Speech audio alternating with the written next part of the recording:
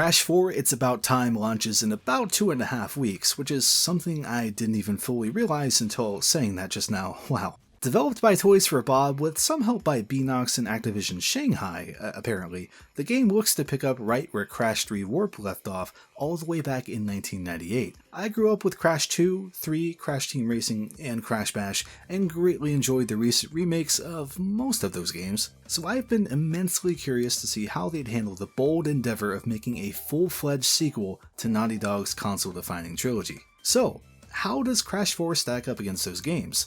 Well, this is only a demo, so it's hard to say, but before I dig in, I do need to give a few disclosures. First of all, what I'm talking about here is a pre-order demo you can access by pre-ordering the game digitally as of the 16th of September. I was provided free access to it by a PR employee working on behalf of Activision. I also need to note that I do know someone involved with the game's production, though we haven't talked about their time working on it in any detail since we respect NDAs.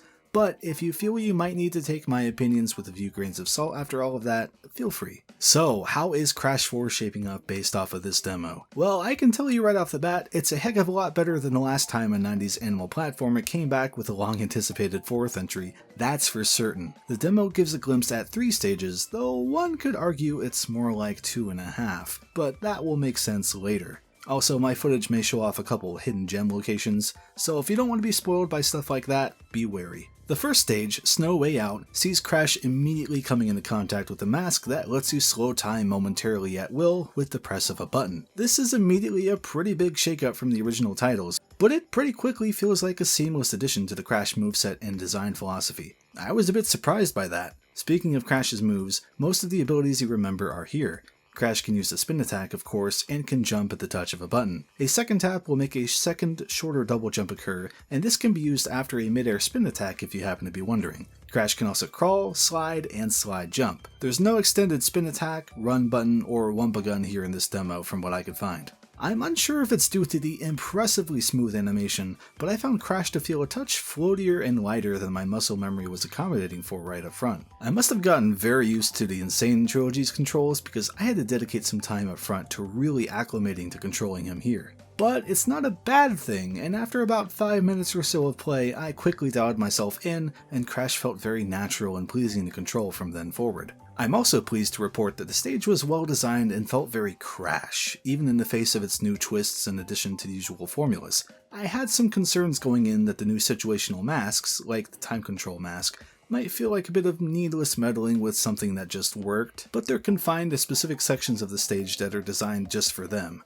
They also don't overstay their welcome in the stage, lasting just long enough to freshen things up before bringing you back to classic Crash control and design. And like I mentioned, it's such a smooth insertion into things that my concerns were quickly alleviated. Snow Way Out as a stage does a pretty good job of similarly convincing me that this new direction for Crash's level design is both respectful while being just new and different enough to keep me on my toes. The 3D sections of the stage can be just a little more wide than the hallways of the PS1 games, but with enough little nooks and crannies to dig around in for bonus goodies while never widening up so much as to seem overwhelming. At the same time, there's just enough to try and find that helps warrant multiple playthroughs of a stage to try to find every crate in one go. It isn't a mind-blowing introductory stage, it's more Crash Bandicoot, and it's proud of it. But frankly, I think that's what I and most players will have been hoping for, so it's good news all around. The second stage, Dino Dash, definitely evokes a lot from Crash 3's dinosaur stages, despite not having much directly in common. It's mostly a simpler stage, placing mid-air enemies and plants with ranged projectiles along precarious bottomless edges to test your coordination. This is a very tiny thing, but I love these dinosaurs that you have to jump on to clear gaps. I just think they're adorable. Soon after that, you bump into another of the game's masks, one that lets you phase specific objects like crates and mushrooms in and out of existence. This one is definitely more of a quick reflex mask, though I didn't really get an entirely great feel for it here since its section is pretty brief. I think it could lead to some fun Sonic the Hedgehog-esque reaction requirements though, so I'm hopeful to see more of this mask in the full game. Eventually, the stage gives way to what had to be here, a section where you run toward the camera while dodging a T-Rex, crumbling pathways, paralyzingly poisonous mushrooms, and other obstacles. This type of segment shows up a couple times and are just as fun as ever, though now and then I couldn't help but feel like I was being caught by the T-Rex at times I shouldn't have been. Dino Dash is mostly smooth sailing, but there is one 2.5D platforming segment in particular that had me questioning if I was missing something. I definitely lost more lives than I probably should have here.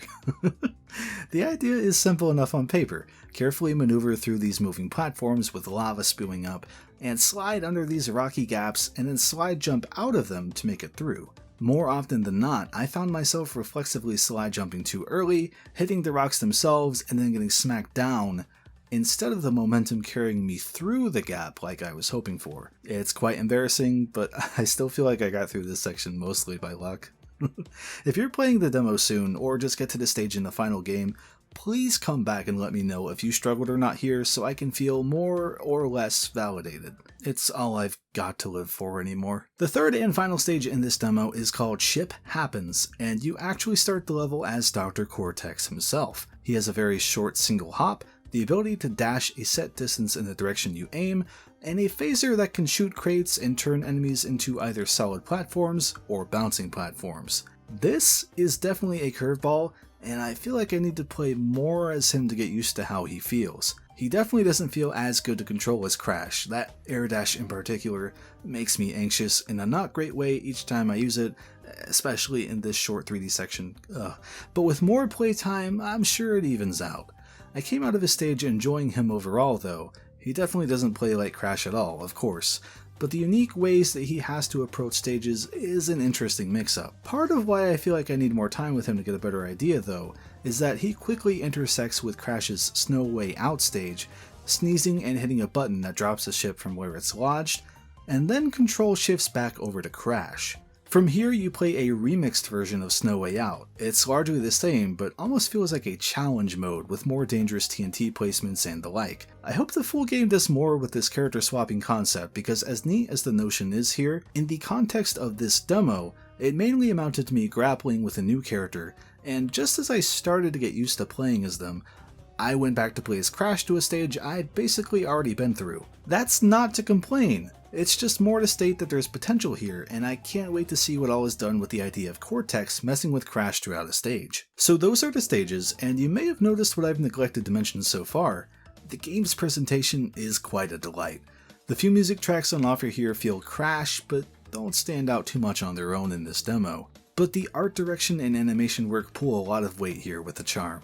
The few instances of cutscenes included feel lively and attention-grabbing, and that same animation quality holds through to enemies, stage hazards, and, of course, the various death animations. Especially running at a higher frame rate even on a base PS4 console, I found the package to be immensely satisfying to witness. Toys for Bob have definitely put their own twist on the Crash Bandicoot style guide here, and so far I'm inclined to say it's to great effect. It's all very stylized, but walks the fine line of having just enough detail to still look modern too. I really have no complaints in this department. I even warmed up to Cortex's new look too. So to loop back to the start, how does Crash 4 It's About Time hold up against the original Crash trilogy, at least so far? Well, it's hard to say. It's certainly very solid and seems to nail the idea of what Crash should and can be at the best of times. The new twists and additions feel clever enough, but even as someone who loves Crash 3, alternate playstyles and all, I'm left with a bit of concern and curiosity over how the full game's other characters will feel to play, and if Cortex will rise above the status portrayed here. Finally getting to play as Cortex in a Naughty Dog styled game should feel a bit more impressive in my opinion, so I'm hoping it's just a case of the demo being awkward. Fingers crossed. How are you feeling about Crash 4 so far? Is it shaping up how you'd hope, or is it not quite what you were imagining a new Crash to be? Let me know. I've mostly been avoiding info and details on the game to help its release come sooner and be more of a surprise to me, so I'm really out of the loop with how people feel on it. As for me, I'm going to go back and try to get better at that slide jump section, so take care, take it easy, and thank you for watching. My patrons helped make this video possible, especially Goldstorm07, Buckles Chucklo, G, Calico Plus, The Crazy Even, The Legend of Bruce, Patrick Thompson, Svendelica, Wolf Chaosan, Joey, and Harry. Thank you.